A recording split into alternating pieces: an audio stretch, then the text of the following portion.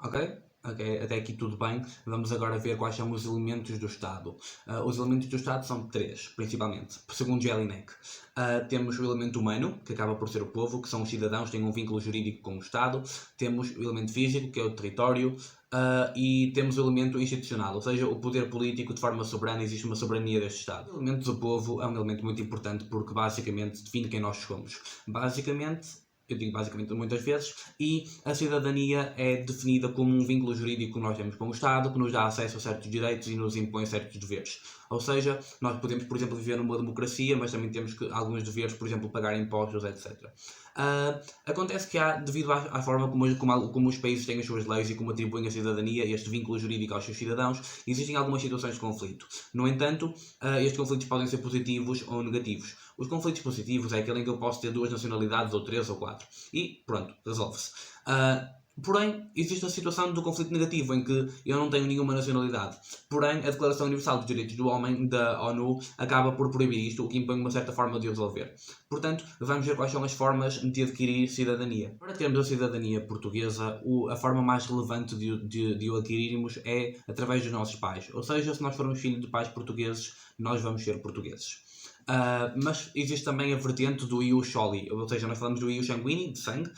O ius soli é quando basicamente um país nos dá a sua cidadania se nós nascermos lá. Por exemplo, o Reino Unido. Se nascermos no Reino Unido, temos a cidadania do Reino Unido. E, por exemplo, temos este conflito positivo se uma pessoa que é filha de pais portugueses nascer no Reino Unido tem a cidadania, ou pelo menos tem o direito a pegar, whatever, adquirir a cidadania dos dois países. Então, que a aquisição da cidadania pode ser feita de forma originária, pelo nascimento, ou de forma derivada ou superveniente, que pode ser então por atribuição, percebem? É-nos atribuída a cidadania, não é algo que nasce connosco, e é pelo casamento, ou seja, se eu casar com uma portuguesa, por exemplo, e for de outro país, posso pedir a cidadania portuguesa, ou então por naturalização, se eu me submeter ao processo legal que implica ganhar a cidadania portuguesa e tornar-me um cidadão português. Ao elemento institucional, temos o que é que caracteriza o Estado enquanto um poder político soberano. E vamos ver primeiro na ordem externa e depois na ordem interna.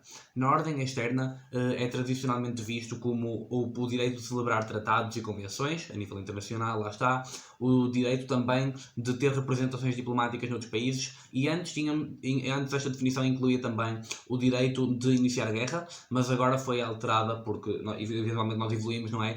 Em vez de ser o direito de fazer guerra, é o direito de utilizar força de guerra em legítima defesa. Portanto, se alguém nos cá primeiro. Depois, a forma como cada Estado organiza estes três poderes, o poder do povo, o poder institucional, o poder político e o território, tem também uma certa relevância para a forma como ele se comporta e como ele atua na esfera externa.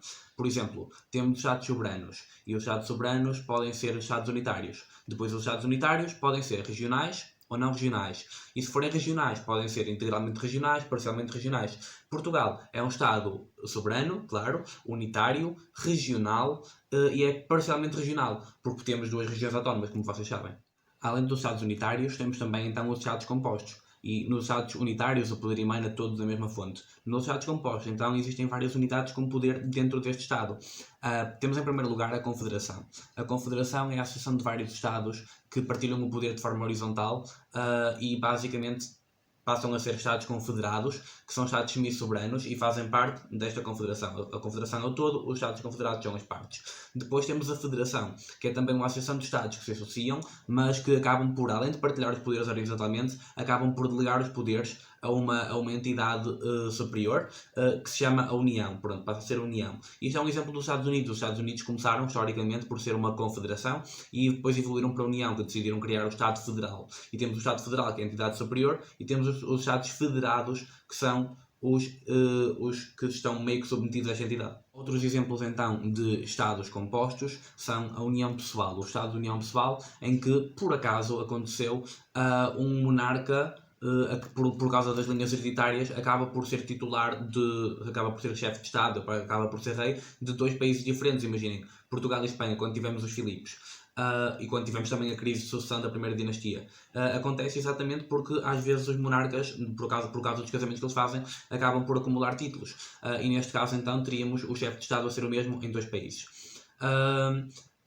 Depois, por outro lado, temos a União Real, que é quando isto acontece, mas os órgãos, além do chefe de Estado, os órgãos começam também por ser partilhados e acabam por passar a ser o mesmo país, acaba por haver uma fusão.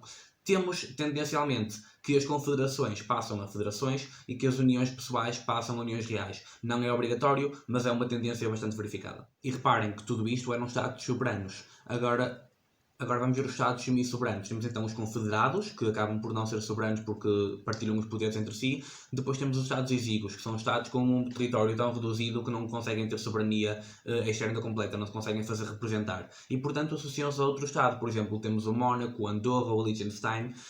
Depois temos Estados vassalos, por exemplo, principados medievais, os reinos do Oriente, ou, por exemplo, as nossas colónias, lá está no Oriente, quando Portugal estava nos descobrimentos. Temos também os Estados protegidos, por exemplo, a Commonwealth, a Groenlândia, a Dinamarca. Por fim, nesta divisão, temos então os Estados não soberanos, que neste caso temos os Estados federados, aqueles que cedem o seu poder, a sua soberania, ao Estado federal. Agora vamos ver então isto quanto à ordem interna. Quanto à ordem interna, a soberania caracteriza-se por alguns fatores. Por exemplo, a originariedade. A ideia de que o poder do Estado, o poder do Estado vem de si próprio e não é ninguém que lhe dá. Temos também, em segundo lugar, a supremacia. Não há um poder superior ao Estado, já vimos isto antes, é defendido por Jean Baudin. Em terceiro lugar, temos o fator do poder constituinte, ou seja, o Estado faz para si próprio uma Constituição. O Estado decide quais são as suas leis fundamentais, o que é que vai tornar este Estado exatamente este Estado do ponto de vista jurídico. Mesmo os Estados federados, ou seja, aqueles que não são independentes, que não são soberanos na ordem externa, que acabam por ligar o seu poder externo para a federação, para o Estado federal, peço desculpa, mesmo esses têm a sua própria Constituição interna, que depois obedece à Constituição do Estado Federal. Temos também como quarto ponto que o Estado detém todos os poderes. O Estado tem o poder político, tem o poder executivo, tem o poder jurisdicional e tem o poder legislativo. Ainda assim, o que se percebe é que depois vai haver esta divisão de poderes, os poderes vão estar separados, vão haver sistemas que mantêm cada um em xeque.